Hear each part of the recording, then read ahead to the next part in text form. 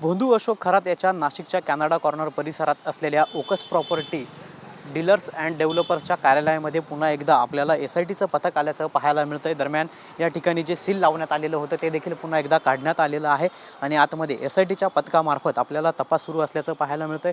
पुन्हा एकदा ओकस प्रॉपर्टी जे नाशिकच्या कॅनडा कॉर्नर परिसरात असलेलं जे भोंदू अशोक खरात याचं कार्यालय आहे ते आपल्याला उघडल्याचं पाहायला मिळतंय आणि आतमध्ये SITच्या पथकामार्फत जवळपास मागच्या 15 ते 20 मिनिटांपासून तपास सुरू असल्याचं पाहायला मिळतंय। आपण ही बाजूला जी गाडी बघतोय याच वाहनामधनं हे SITचं पथक जे आहे ते नाशिकच्या कॅनडा कॉर्नर परिसरातील भोंदू अशोक खरात याच्या कार्यालयाच्या परिसरामध्ये दाखल झालेलं आहे आणि याच ठिकाणी सध्या आपल्याला SITच्या माध्यमातून तपास सुरू असल्याचं पाहायला मिळतं। यापूर्वी देखील अनेक वेळा भोंदू अशोक खरात पोलीस कस्टडीमध्ये असताना हे ऑफिस उघडल्याचं पाहायला मिळालेलं होतं। दरम्यान उद्या पुन्हा एकदा पोलीस कस्टडी जी आहे ती अशोक खरात याची संपणार आहे आणि त्यापूर्वी आपल्याला या ठिकाणी SITच्या पथकाकडून तपास जो आहे तो सुरू असल्याचं पाहायला मिळतं। या ठिकाणी जे सील लावण्यात आलेलं होतं ते देखील काढण्यात आलेलं आहे। हे कार्यालय जे आहे ते सध्या आपल्याला उघडं असल्याचं पाहायला मिळतंय आणि या ठिकाणी आतमध्ये SITच्या पथकामार्फत अनेक जे पुरावे आहेत ते गोळा करण्याचं अद्यापही काम सुरू असल्याचं पाहायला मिळतंय।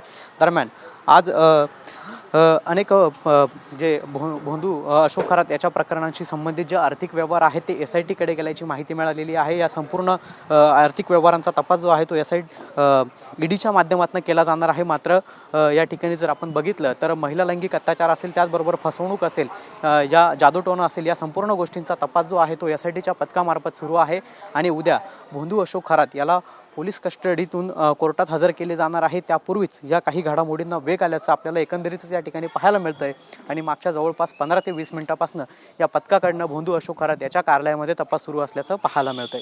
कॅमेरा पर्सन जगदीशसह पवन येवले, TV9 मराठी, नाशिक।